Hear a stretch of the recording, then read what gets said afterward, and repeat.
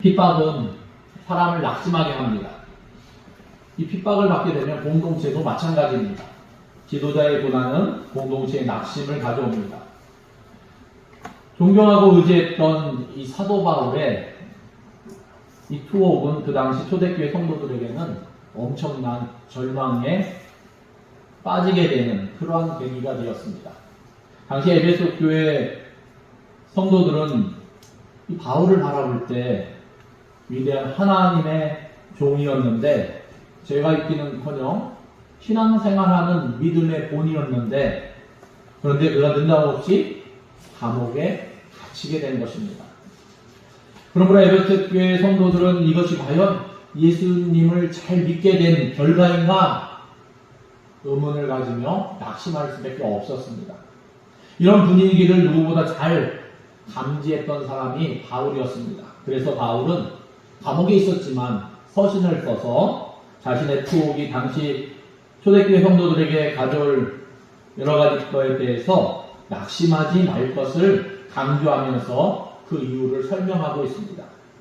그래서 그 이유 중에 하나가 13절 말씀, 오늘 우리가 읽은 말씀인데요. 그러므로 너희에게 구하노니 너희를 위한 나의 여러 환난에 대하여 낙심하지 말라. 이는 너희의 영광이니라. 바울은 낙심하지 말라고 권면하면서 마지막 부분에 이렇게 그 이유를 설명합니다. 이는 너희의 영광이니라. 이 말은 선뜻 이해하기가 힘듭니다. 왜 바울이 받는 환난이 그들에게 영광이라는 말입니까? 그 배경을 이해해야만 합니다.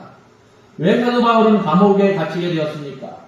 전도여행을 마치고 예루살렘으로 돌아와 바울은 예루살렘의 장로인 야고보와 또 여러 장로들에게 이 바울이 선교하면서 있었던 일들에 대해서 보고를 합니다.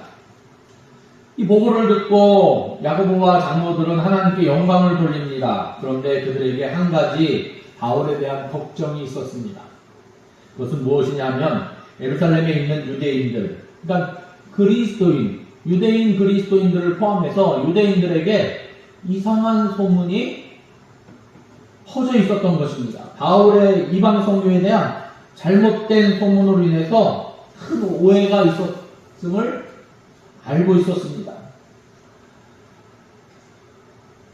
그래서 이 오해를 세 가지로 정리해보면 사도행전 21장 21절에 보면 내가 이방에 있는 모든 유대인을 가르치되 모세를 배반하고 아들들에게 할례를 행하지 말고 또 간수를 지키지 말라 한다 함을 그들이 들었도다. 첫 번째는 모세를 배반했다는 것입니다.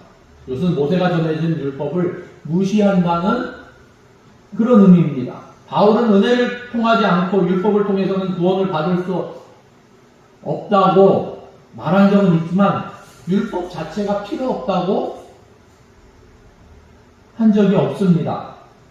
로마서 7장 7절이나 12절 말씀에 보면 이렇게 고백합니다. 그런즉 우리가 무슨 말을 하며 율법이 죄냐? 그럴 수 없느니라. 율법으로 말미암지 않고는 내가 죄를 알지 못하였으니 곧 율법이 탐내지 말라 하지 아니하였더라면 내가 탐심을 알지 못하였으리라. 12절에도 이로보건대 율법은 거룩하고 계명도 거룩하고 의로우며 선하도다. 바울은 오히려 율법이 없었다면 이 죄, 탐심을 깨닫지 못했을 것이기 때문에 율법은 거룩하고 선하다 이렇게 고백하고 있습니다. 두 번째 소문은 자녀들에게 할례를 행하지 말라고 가르쳤다는 것입니다. 이것도 사실이 아닙니다. 유대인들이 할례를 구원의 도구로 생각하고 있었기 때문에 그것은 틀렸다 이렇게 얘기한 것입니다. 구원만 받으면 할례만 받으면 구원받는다. 틀리잖아요. 그렇죠? 그렇기 때문에 그것이 틀렸다는 것이지 할례 자체를 거부한 것이 아닙니다.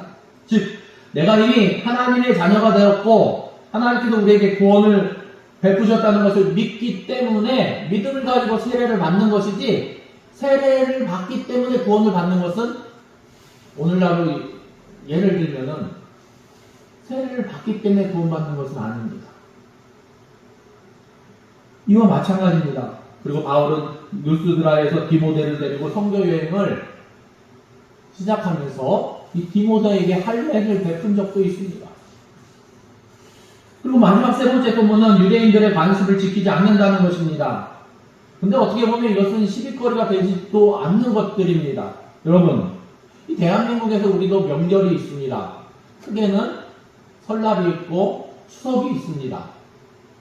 그런데 이 대한민국 땅에서 태어난 사람이, 대한민국 국적을 갖고 있는 사람이 설날에 설날 안 지키고 일한다고 대한민국 사람이 아니라고 말할 수 있겠습니까?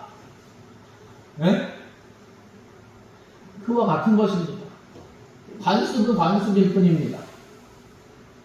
사람들이 다른 사람의 꼬투리를 잡으려고 하면 이 나중에 정말 아무것도 아닌 것 가지고 시시비비를 가리고 꼬투리를 잡습니다.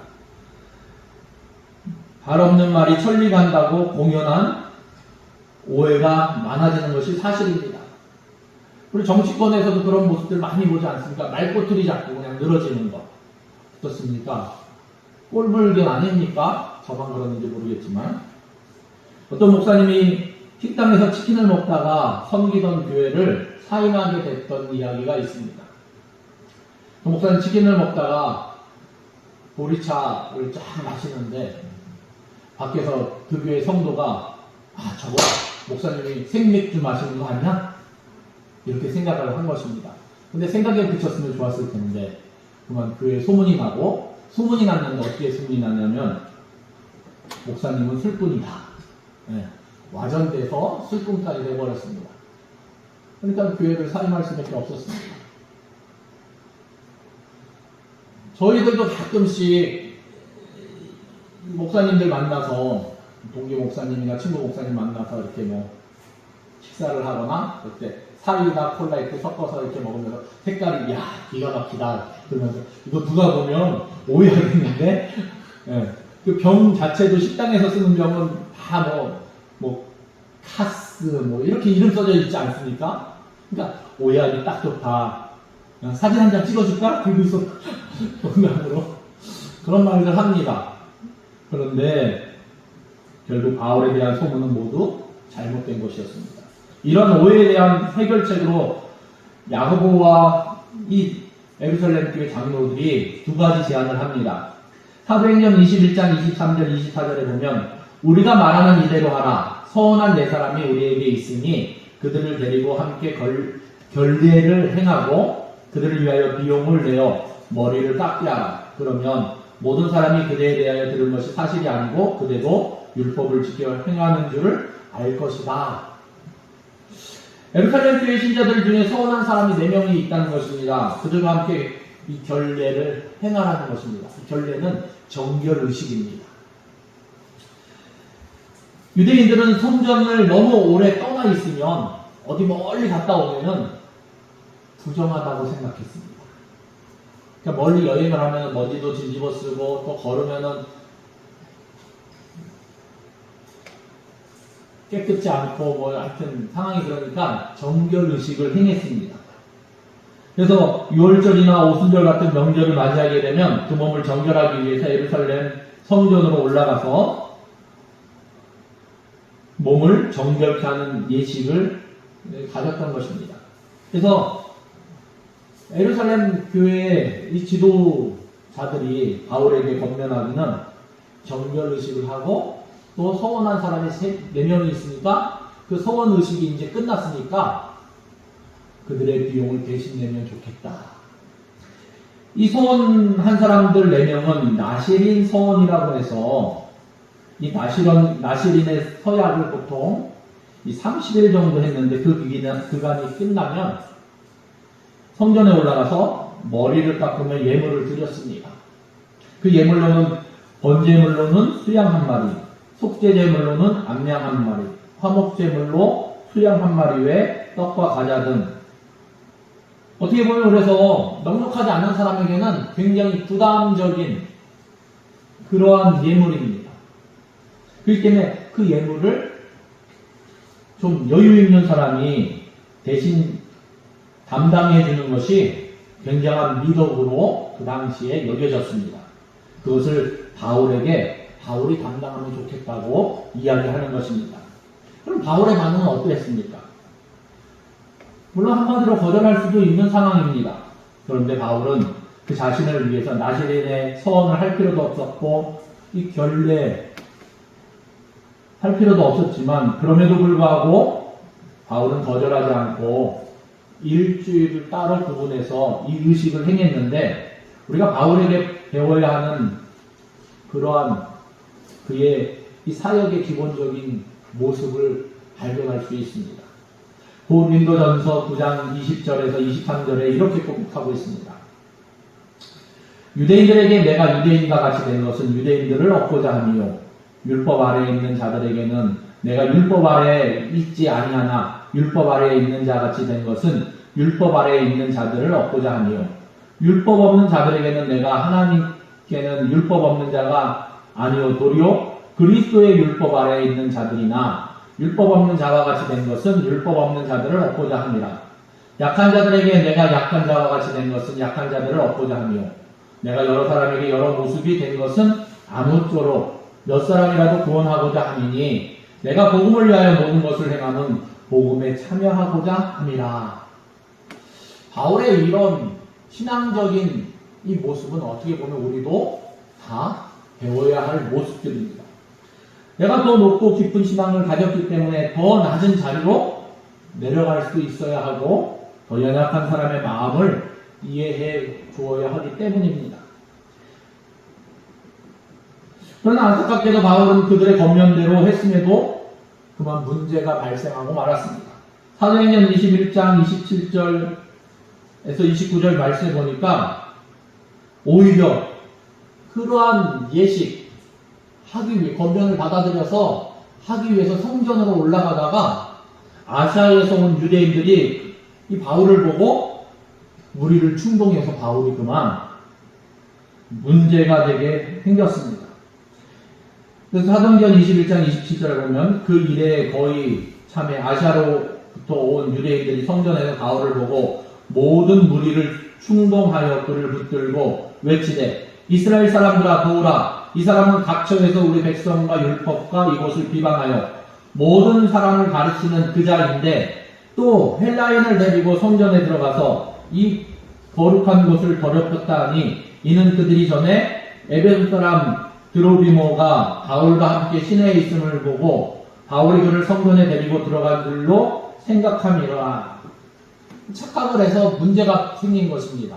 바울이 함께 있었던 사람들은 서원이 끝나서 하나님 앞에 예물을 드리고자 바울과 함께 성전으로 행하던 사람인데 시내에서 다른 이방인과 바울이 함께 있었던 모습을 보고는 그만 이방인인 헬라 사람을 성전에 드리려고 했다고 오해를 해서 지금 유대인들이 바울을 잡고는 노발대발하면서 소리치고 난리가 난 겁니다.